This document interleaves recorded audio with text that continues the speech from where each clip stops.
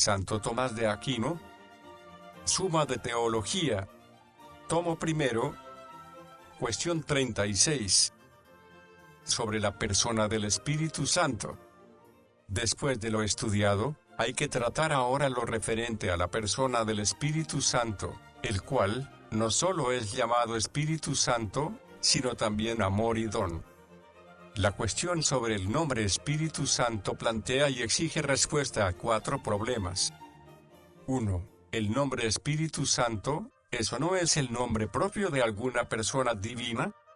2. ¿Aquella persona llamada Espíritu Santo, procede o no procede del Padre y del Hijo? 3. ¿Procede o no procede del Padre por el Hijo?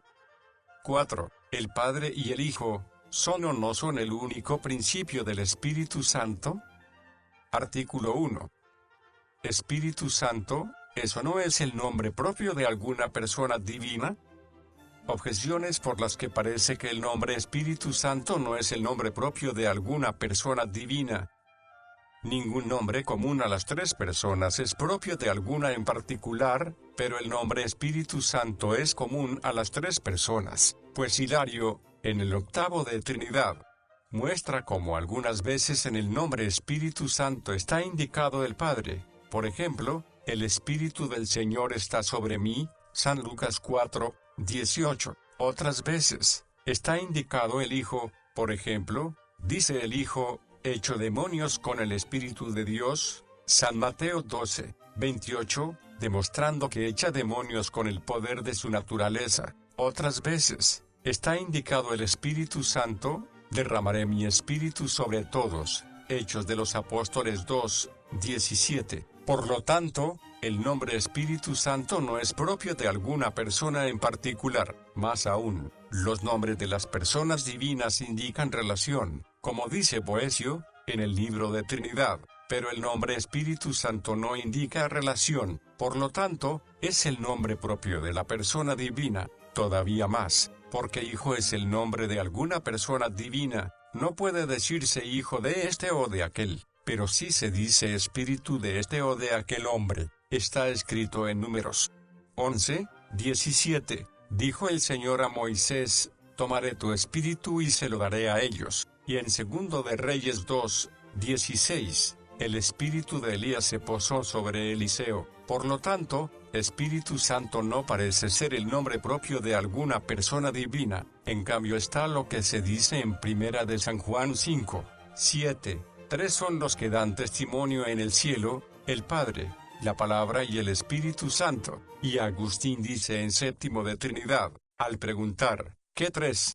Respondemos, 3 personas. Luego Espíritu Santo es el nombre de la persona divina. Solución, hay que decir, en Dios, 2 son las procesiones. Una de ellas, la procesión por amor, no tiene nombre, como ya se dijo. Por eso, y como también dijimos, las relaciones derivadas de esta procesión no tienen nombre, por lo cual y por lo mismo, la persona que resulta de dicha procesión tampoco tiene nombre propio. Pero, así como por el uso del lenguaje encontramos algunos nombres que aplicamos para indicar tales relaciones, como procesión y expiración, los cuales, por su concreto significado, parecen los más apropiados para indicar tanto los actos nocionales como las procesiones. Así también, para indicar la persona divina resultante de la procesión por amor, por el uso que hace la Escritura, se ha encontrado, como nombre más apropiado, el de Espíritu Santo. La conveniencia de este nombre puede fundamentarse en 2 razones.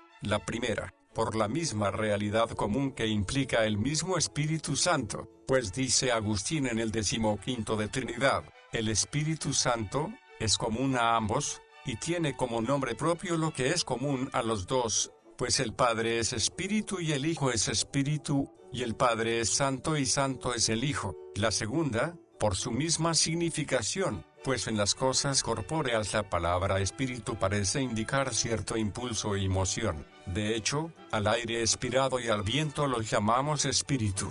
Por lo tanto, es propio del amor, que mueve e impulsa la voluntad del que ama hacia lo amado. Por otra parte, la santidad se atribuye a aquello que está ordenado a Dios. Así, pues, porque la persona divina procede por amor con el mismo con que Dios es amado. Es adecuado que sea llamada Espíritu Santo. Respuesta a las objeciones. A la primera hay que decir, lo que denomino Espíritu Santo, en cuanto al contenido respectivo de las dos palabras, es común a toda la Trinidad, porque con el nombre Espíritu se indica la inmaterialidad de la sustancia divina, pues el aliento corpóreo es invisible teniendo muy poco de material. De ahí que este nombre lo atribuyamos a todas las sustancias inmateriales e invisibles. Al decir santo, se está indicando la pureza de la bondad divina. Por lo tanto, si Espíritu Santo se toma como un único nombre, entonces vemos cómo la Iglesia lo ha encontrado apropiado para indicar, por la razón aducida, una de las tres personas divinas, la que procede por amor. A la segunda hay que decir, aun cuando Espíritu Santo no indica relación, está puesto como relativo, en cuanto que es adecuado para indicar a aquella persona que se distingue de las demás solo por la relación. Sin embargo, también puede ser entendido como relación, si Espíritu se toma como inspirado. A la tercera hay que decir, en el nombre del Hijo, está comprendida la única relación con el principio de quien emana, pero en el nombre del Padre está comprendida la relación del principio. Lo mismo cabe decir del nombre Espíritu en cuanto que implica cierta fuerza impulsora. Por otra parte, a ninguna criatura le corresponde ser principio respecto de alguna persona divina, pero sí al revés. De este modo, se puede decir Padre nuestro y Espíritu nuestro, sin embargo, no se puede decir Hijo nuestro. Artículo 2. ¿El Espíritu Santo procede o no procede del Hijo? Objeciones por las que parece que el Espíritu Santo no procede del Hijo. Dionisio dice, nadie debe atreverse a decir de la sustancial divinidad más que lo que nos ha sido transmitido en los escritos sagrados, pero en la Sagrada Escritura no se dice que el Espíritu Santo proceda del Hijo, solo se dice que procede del Padre, tal como consta en San Juan 15:26. El Espíritu de verdad que procede del Padre. Luego el Espíritu Santo no procede del Hijo. Más aún, en el símbolo del Concilio de Constantinopla se lee 6, creemos en el Espíritu Santo, Señor y dador de vida, procedente del Padre, digno de adoración y glorificación juntamente con el Padre y con el Hijo. Así pues, de ninguna manera debió añadirse en nuestro símbolo que el Espíritu Santo proceda del Hijo. Quienes lo añadieron parecen ser dignos de anatema. Todavía más, el Damasceno dice, decimos que el Espíritu Santo viene del Padre, y le llamamos Espíritu del Padre, y no decimos que el Espíritu Santo viene del Hijo y, en cambio, sí le llamamos Espíritu del Hijo. Luego el Espíritu Santo no procede del Hijo. Aún más, nada procede de aquello en lo que permanece, pero el Espíritu Santo permanece en el Hijo, pues se dice en la leyenda del bienaventurado Andrés, paz a vosotros y a todos los que creen en un único Dios Padre, y en su único Hijo, único Señor nuestro Jesucristo, y en el único Espíritu Santo, que procede del Padre y permanece en el Hijo. Luego el Espíritu Santo no procede del Hijo, más todavía, el Hijo procede como palabra, pero en nosotros no parece que nuestro aliento proceda de nuestra palabra. Luego tampoco el Espíritu Santo procede del Hijo, y también, el Espíritu Santo procede completamente del Padre. Por lo tanto, es banal añadir que procede del Hijo. Por último, como se dice en tercero de Physique, en las cosas perpetuas no hay diferencia entre ser y poder ser, mucho menos en Dios. Pero el Espíritu Santo puede distinguirse del Hijo, incluso si no procede de él, pues dice Anselmo en el libro de Procesión Spiritus Sancti, el Hijo y el Espíritu Santo toman su ser del Padre, pero de distinta manera, uno naciendo y el otro procediendo para que sean distintos entre sí, y añade, pues si por otra cosa no fueran distintos el Hijo y el Espíritu Santo, por eso solo ya lo serían. Luego el Espíritu Santo se distingue del Hijo y no existe por él. En cambio está lo que dice Atanasio. El Espíritu Santo no ha sido hecho, ni creado, ni engendrado, sino que procede del Padre y del Hijo. Solución. Hay que decir, es obligatorio decir que el Espíritu procede del Hijo, pues, si no procediera de él, de ninguna manera podría distinguirse personalmente de él. Esto resulta evidente por lo dicho antes. Hay que tener presente que no hay algo absoluto por lo que las personas divinas se distingan entre sí. De lo contrario, no se seguiría que una fuera la esencia de las tres, pues todo lo que de Dios se dice con sentido absoluto pertenece a la unidad de esencia. Por lo tanto, hay que concluir que las personas divinas se distinguen entre sí solo por las relaciones. Las relaciones personales no pueden distinguirse más que como opuestas. Esto es así por lo siguiente, porque el Padre tiene dos relaciones, una de las cuales va referida al Hijo, y la otra al Espíritu Santo. Sin embargo, dichas relaciones, por no ser opuestas, no constituyen dos personas, pues le corresponden a la persona del Padre. Por lo tanto, si en el Hijo y en el Espíritu Santo no se encontraran más que dos relaciones con las que cada uno se relacionara con el Padre, dichas relaciones no serían opuestas entre sí, como tampoco lo serían aquellas con las que el Padre se relaciona con ellas. Por eso, así como la persona del Padre es una, así también se seguiría que la persona del Hijo y del Espíritu Santo sería una, teniendo dos relaciones opuestas a las dos relaciones del Padre. Esto es herético y anula el contenido de la fe en la Trinidad. Por lo tanto, es necesario que el Hijo y el Espíritu Santo estén relacionados entre sí con relaciones opuestas. Por otra parte, y como ya se demostró, en Dios no puede haber más relaciones opuestas que las relaciones de origen, y las relaciones opuestas de origen lo son por el principio y por lo que emana del principio. Por lo tanto, hay que decir o que el Hijo procede del Espíritu Santo, y esto no lo sostiene nadie, o que el Espíritu Santo procede del Hijo, y esto es lo que nosotros confesamos. Esto está en armonía con el concepto de procesión de ambos. Se dijo que el Hijo procede intelectualmente como palabra, el Espíritu Santo procede voluntariamente como amor, y es necesario que el amor proceda de la palabra, pues nada amamos si antes no lo hemos albergado en nuestra mente concibiéndolo. Resulta evidente así y por eso que el Espíritu Santo procede del Hijo. Esto también nos lo enseña el mismo orden de las cosas, pues nunca encontramos que de uno surjan muchos sin relación, a no ser que se trate solo de diferencia material. Ejemplo, un fabricante produce muchos cuchillos materialmente distintos entre sí, no guardando entre sí ninguna relación, pero en aquellas cosas entre las que no hay solo distinción material,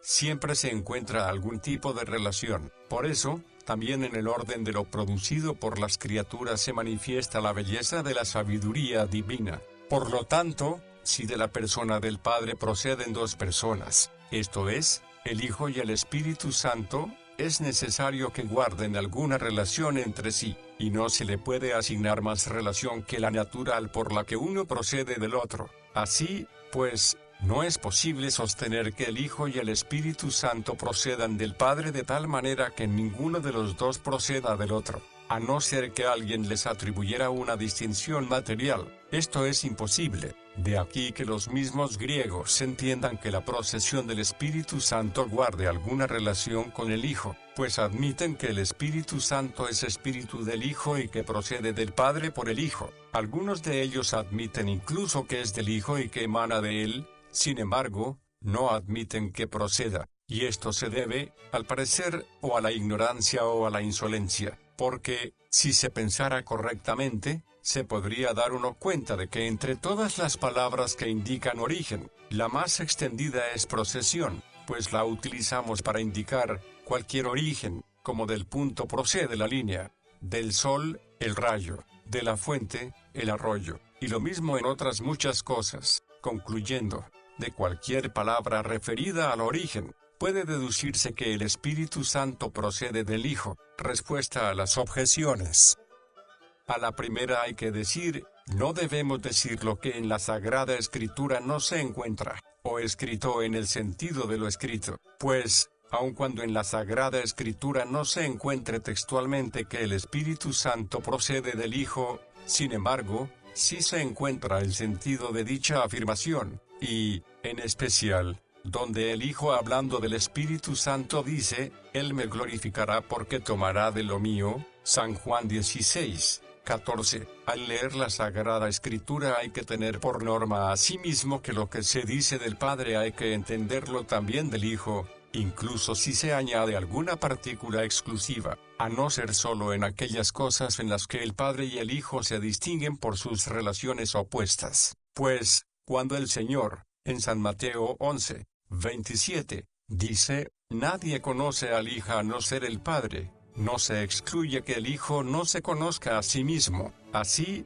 pues, cuando se dice que el Espíritu Santo procede del Padre, incluso si se añade que procede del Padre solo, no queda excluido el Hijo, porque en cuanto a ser principio del Espíritu Santo, no se oponen Padre e Hijo, sino que solo se oponen en que éste es Padre, aquel, Hijo. A la segunda hay que decir, en cada concilio fue instituido algún símbolo por algún error que se condenaba en dicho concilio. Por eso, en el siguiente concilio no se hacía un símbolo distinto al primero, sino que lo implícitamente contenido en el primer símbolo se explicaba con algunos añadidos para hacer frente a los nuevos herejes. Por eso, en la determinación del Concilio de Calcedonia se dice que los congregados en el Concilio de Constantinopla transmitieron la doctrina sobre el Espíritu Santo, no porque faltase algo a lo transmitido por los anteriores, los congregados en Nicea, sino para entender cómo debían pronunciarse contra los herejes. Así,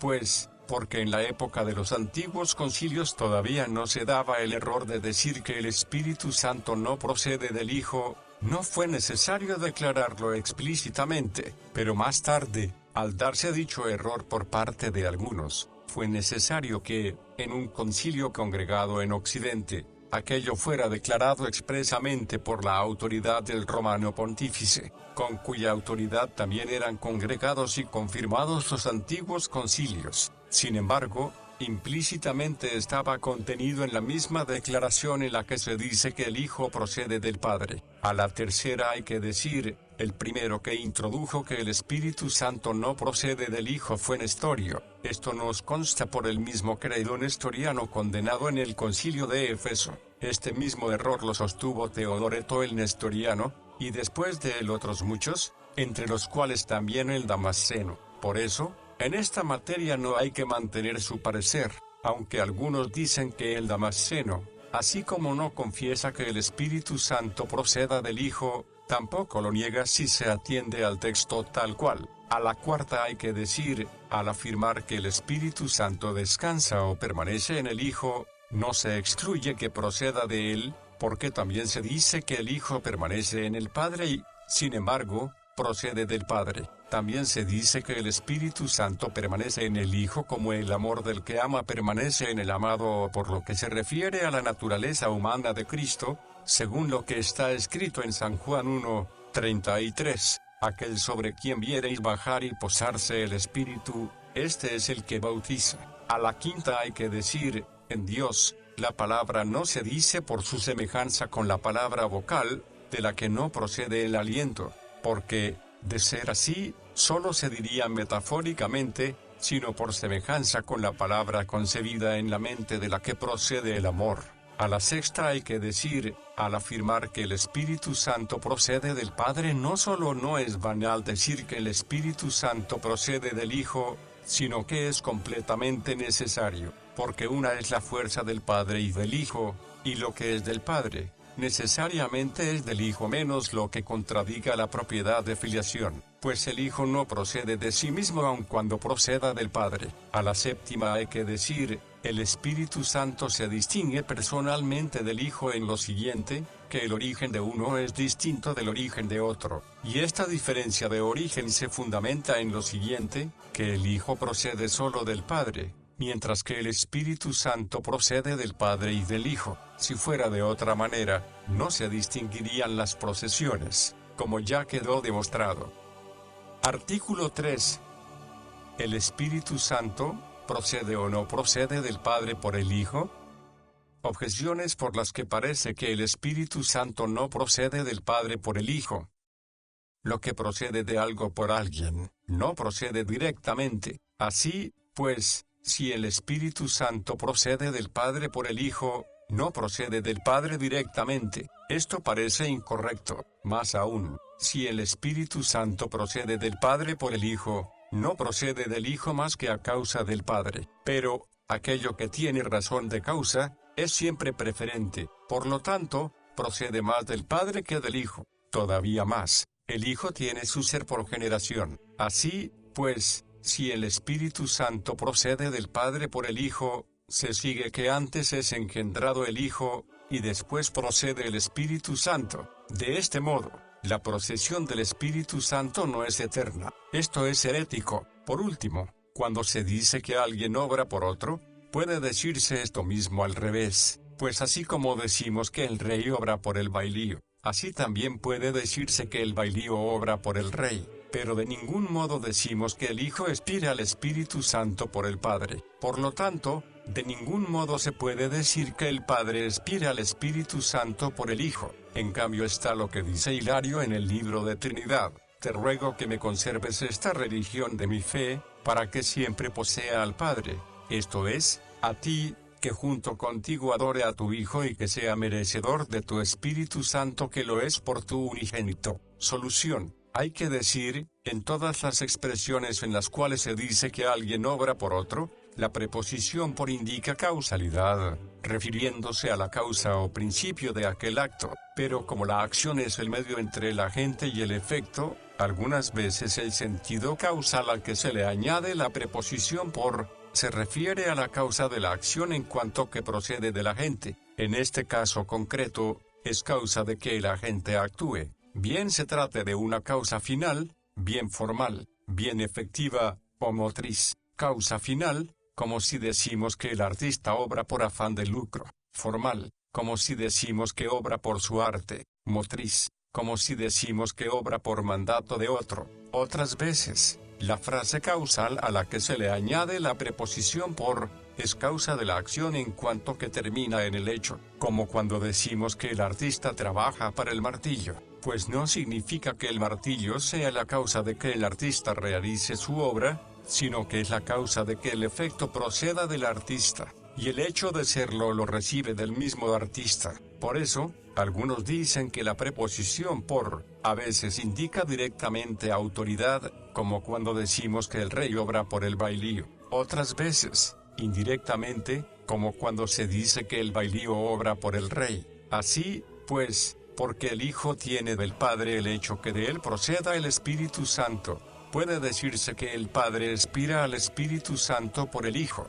o que, y es lo mismo, el Espíritu Santo procede del Padre por el Hijo. Respuesta a las objeciones.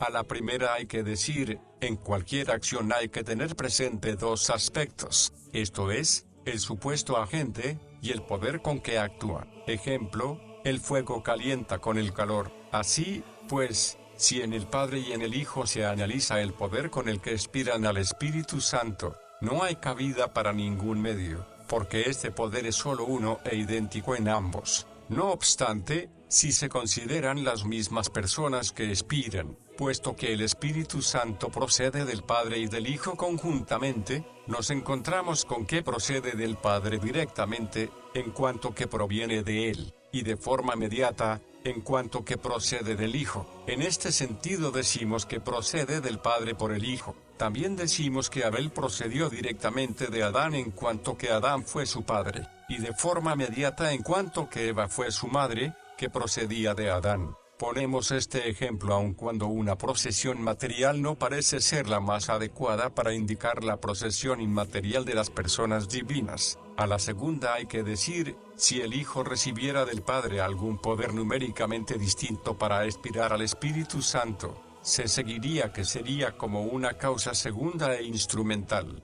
En este sentido procedería más del Padre que del Hijo, pero el poder expirativo en el Padre y en el Hijo es uno e idéntico en ambos. De este modo procede igualmente de ambos, aun cuando a veces se diga que de manera principal y propia proceda del Padre en cuanto que el Hijo recibe el poder expirativo del Padre. A la tercera hay que decir, así como la generación del Hijo es coeterna con el que le engendra, de modo que no hubo Padre antes de que engendrara al Hijo, así también la procesión del Espíritu Santo es coeterna con su principio, de manera que no fue engendrado el Hijo antes de que procediera el Espíritu Santo. Ambas procesiones son eternas. A la cuarta hay que decir, cuando se dice que alguien obra por otro, no siempre se puede decir lo mismo al revés. Ejemplo, no decimos que el martillo obre por el artesano. No obstante, decimos que el bailío obra por el rey, porque propio del bailío es operar, pues es señor de sus actos. En cambio,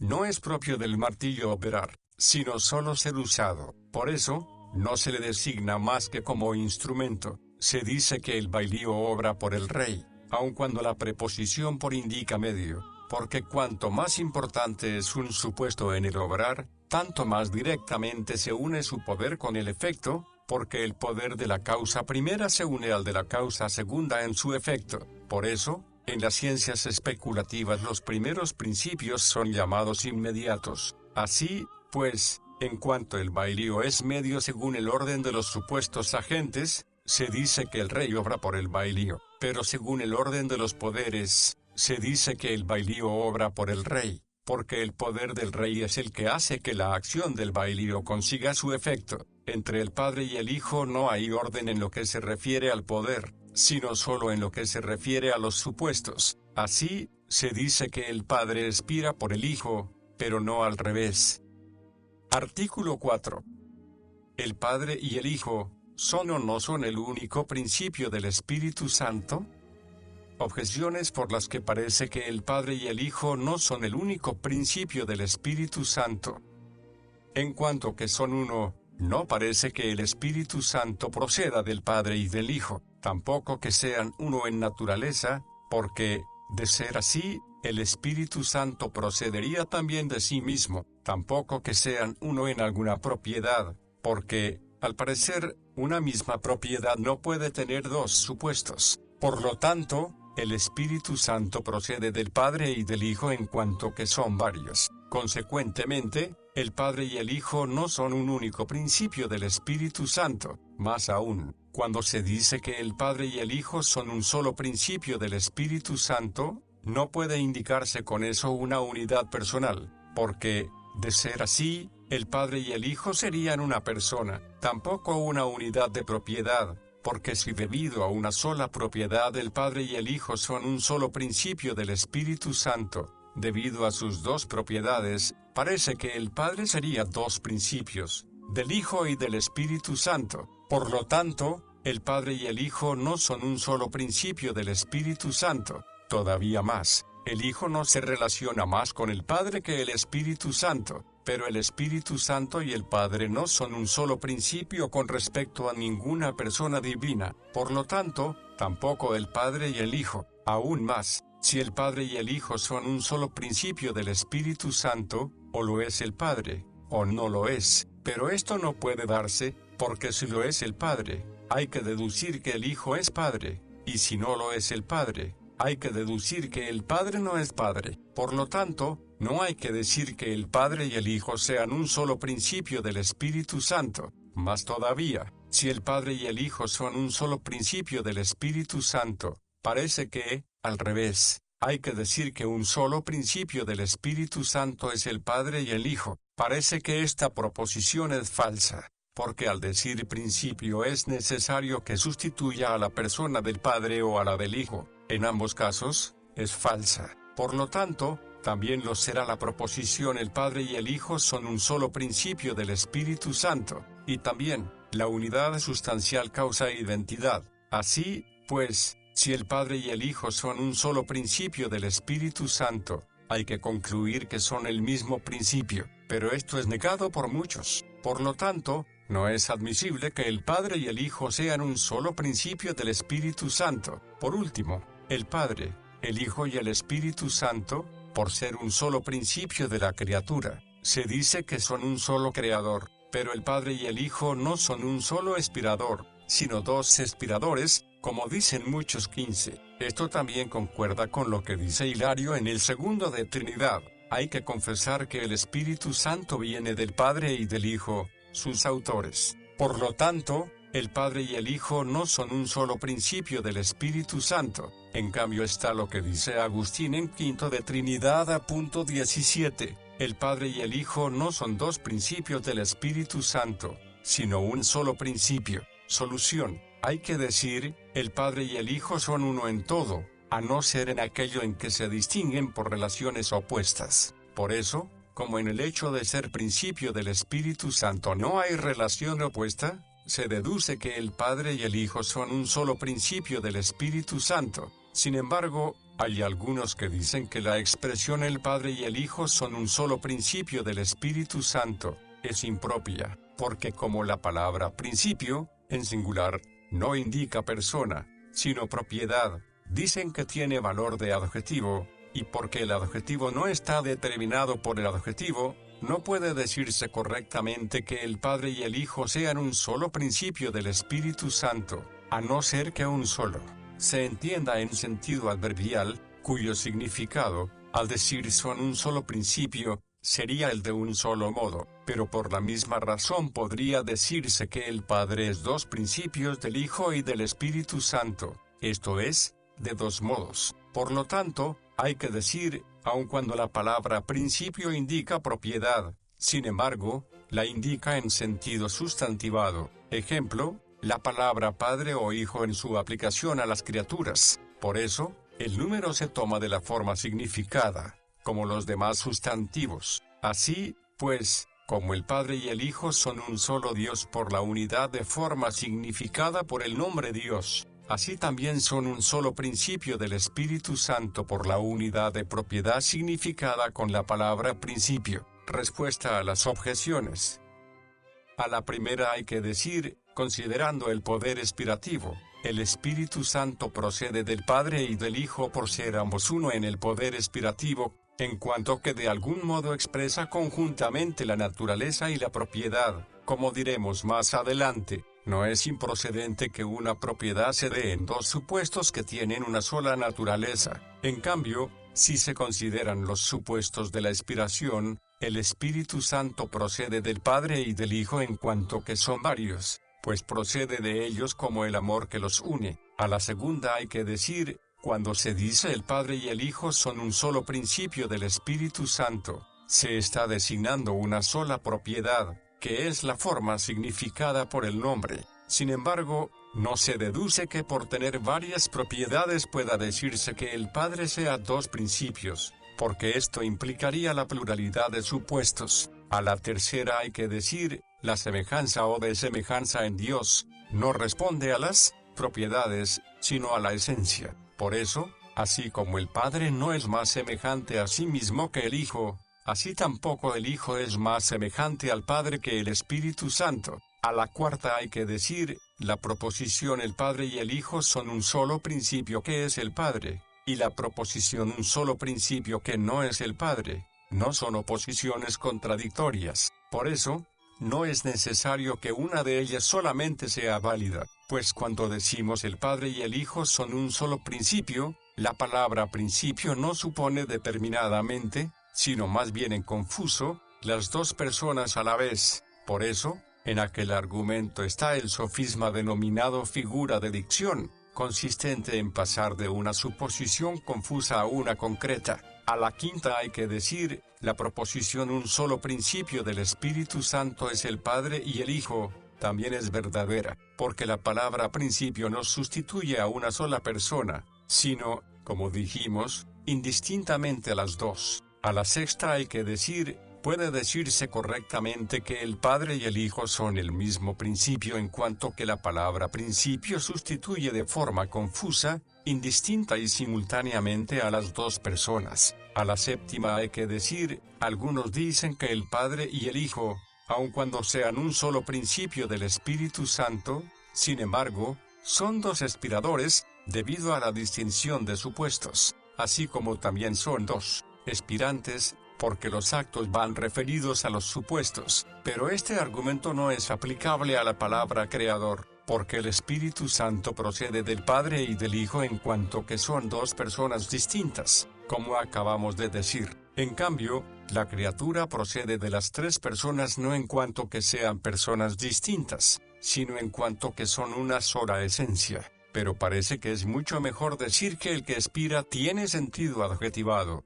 y el expirador, en cambio, Sustantivado. Podemos decir que el Padre y el Hijo son dos aspirantes debido a la pluralidad de supuestos, pero no dos aspiradores, debido a que hay una sola aspiración, pues los nombres adjetivados tienen número en cuanto a los supuestos. En cambio, los sustantivos lo tienen en cuanto a sí mismos, atendiendo a la forma significada. Lo dicho por Hilario, que el Espíritu Santo procede del Padre y del Hijo, sus autores, hay que explicarlo diciendo que en lugar de un adjetivo puso un sustantivo,